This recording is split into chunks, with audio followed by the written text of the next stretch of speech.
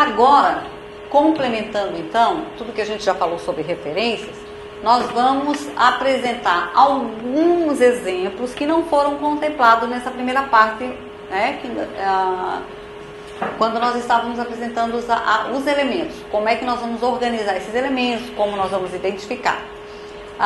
Esses modelos, então, que nós vamos apresentar agora, eles vão fechar aquela primeira parte quando nós falamos dos elementos.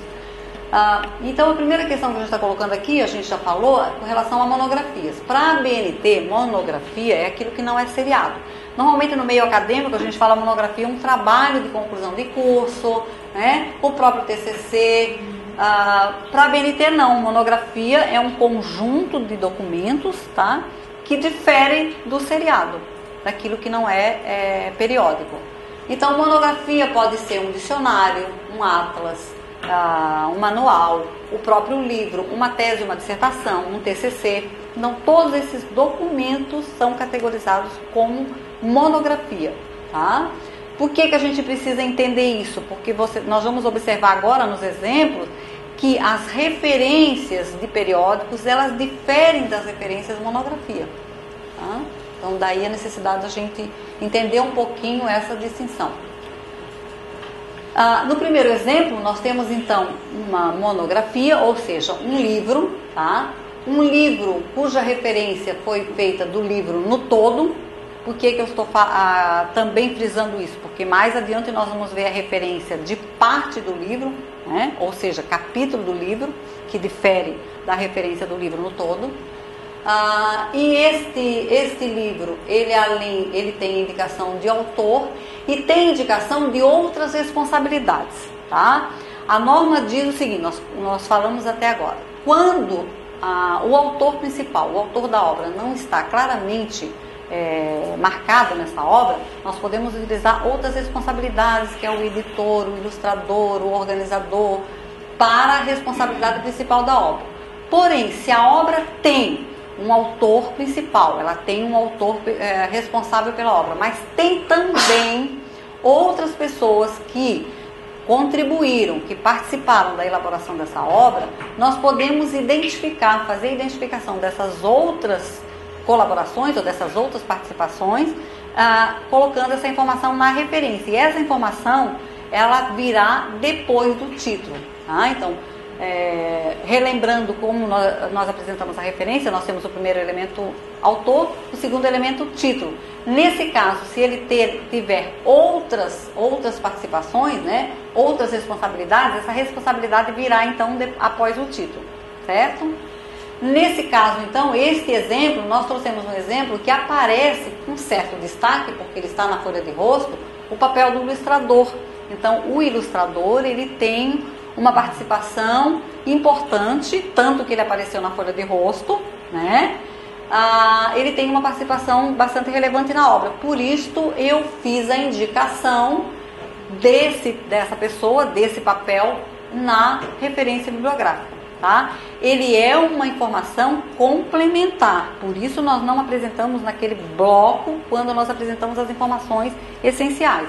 Mas se ele está na folha de rosto, se ele teve uma participação efetiva na obra, nós podemos mencioná-lo na referência. E foi o que a gente fez nessa referência. Então nós temos o primeiro autor, né, ou o autor da obra, seguido do título da obra, né, todo em negrito, então, e em seguida nós colocamos a informação, ilustrações de Marcelo Barreto de Araújo e Ivan Batista, que são as duas pessoas responsáveis pela ilustração dessa obra. Depois o local, editor e data, tá? Então esse exemplo apenas para ilustrar, para chamar a atenção de que se houver outras responsabilidades, se essas responsabilidades aparecerem claro, destacadas na folha de rosto, a gente pode então incluir na referência, tá? Aqui me veio uma dúvida, porque aqui eu tenho a versão 2013, né, que você já tem aqui, por exemplo, o título da obra, Vida e Paixão de Pandora, vírgula, o Cruel. Uhum. Como está no título, aqui tem 2 pontos, o Cruel. Aí, aqui, né, no 2013, sim, certo, você está usando. sim. Tá, deixa eu explicar. Essa foi uma das correções que eu falei para a professora Maria Alice, que eu trouxe hoje aqui, estou usando o pendrive e não o material que está na página, porque a gente fez algumas correçõezinhas. Uma delas foi com relação a este título. Quando nós fizemos, no exemplo que está na nossa página, o título aparece seguido de 2 pontos e consideramos o cruel um subtítulo, tá? Na hora de se fazer a referência, eu considerei o cruel como subtítulo e não como parte do título. Então isso foi uma leitura minha, uma interpretação minha. Na hora de fazer a referência, porque o que é o subtítulo? O subtítulo é algo que complementa o título, que explica o título. Eu considerei um subtítulo. E ficou como exemplo de subtítulo há algum tempo. Numa aula anterior que a gente teve com o pessoal das letras, né? Essa é uma obra bastante conhecida e papapá, uma pessoa questionou por que a palavra cruel aparece como subtítulo? Ela não faz parte do título, ele aparece na página de rosto como vírgula, e eu coloquei o que eu coloquei agora para vocês. Expliquei que a minha leitura era de que isso era um subtítulo. Eu não considerei parte do título e colocando então como subtítulo, mas considerando o conhecimento, né, da pessoa, que é uma pessoa da área, ela mais do que ninguém, ela disse, não, a gente considera título. E eu falei, ótimo, vou corrigir então. E fiz essa correção. Então, por isso é que na página ele ainda está como subtítulo, porque eu não tive tempo de corrigir. Tá? Mas só para vocês verem como fazer uma referência requer uma leitura e que essa leitura ela pode ser diferenciada. Às vezes a mesma obra catalogada por 3, 4 bibliotecários, vocês vão observar diferença nessa catalogação. Porque às vezes é uma questão de leitura, de interpretação dos elementos. Mas, por exemplo, nessa obra está claro, vírgula ou cruel. Aí vai a interpretação. Só que tem obra. Para você, eu achei que não era claro. Para mim isso era um subtítulo. Ele estava só explicando, mas eu não conheço a obra. Sim. Só que tem obra que não tem. Você já percebeu que, por exemplo, chega Vida e Paixão de Diego Bandora, ou cruel. Aí exato. Você vai referenciar. Aí que eu queria chegar, eu tenho essa dúvida. O que eu faço? Põe 2 pontos, ponho... Exatamente. Às vezes eu coloco tracinho. Não, tracinho está errado, né? Você teria que fazer... aí depende da leitura, né? Depende do conhecimento da área, e por isso é que eu falei ainda há pouco que não basta a gente saber colocar esses elementos numa determinada ordem, a gente precisa saber a leitura, fazer a leitura desses elementos, tá? E às vezes a minha leitura pode diferir da tua, que foi o que aconteceu com essa obra. O subtítulo em geral é algo que completa o título, então é algo que não é tão importante quanto o título, ele é algo que ele não tem a mesma relevância que o título. Porém, a forma também como ele está aparecendo na folha do rosto é uma indicação de que ele é um subtítulo. Ele está, por exemplo, com uma fonte menor, né? Ele está abaixo do título. Então, algumas... Abaixo do título, como é que você referencia? Em geral, eu considero um subtítulo. Eu vou considerar o subtítulo a 2 pontos. Não, 2 pontos. O que identifica um subtítulo são sempre os 2 pontos. Se tiver um tracinho, eu vou substituir o tracinho por 2 pontos. Tá? Não vou usar o tracinho, porque a indicação, o código de que aquilo é um título, é um subtítulo, são os 2 pontos. Então, se tiver um tracinho, eu vou tirar e vou fazer. Nesse caso, a vírgula foi mantida porque ela realmente faz parte do título. Faz parte. Tá? Mas no momento, você observou que no momento que eu considerei isso como subtítulo, eu esqueci a vírgula e substituí pelos 2 pontos. Porque eu considerei um subtítulo.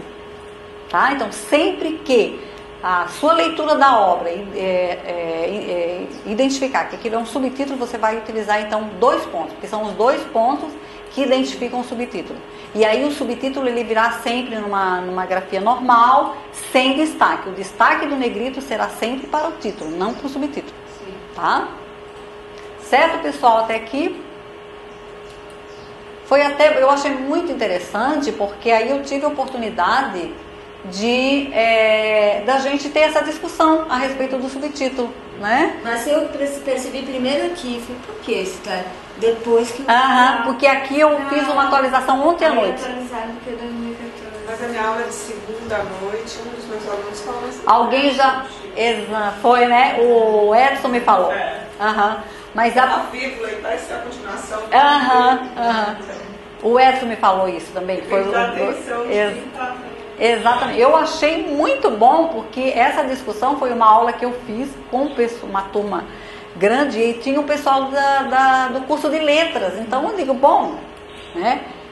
Então foi muito bom, porque aí realmente eu li e falei, eu acho que, né, pela vírgula, pela força que tem esse O Cruel, ele realmente faz parte do título, tá? Mas só para você, e eu achei bom porque isso ilustrou e a gente pôde trazer outros exemplos e mostrar por que eu considero título, subtítulo, em que situações isso pode acontecer. Já esclareceu o tracinho, eu já não sabia mais o que ela falou. Bom, pessoal, continuando, nós temos agora um exemplo do livro no todo, com três autores, novamente a identificação do tradutor, quer dizer, nesse caso eu considerei o tradutor uma participação relevante. Essa informação, então, faz parte novamente da minha referência, ela virá logo após o título da obra. Todos esses exemplos, tá, pessoal, e mais exemplos que a gente não traz nesse PowerPoint, eles estão disponíveis na nossa página. Então depois eu também posso mostrar isso para vocês.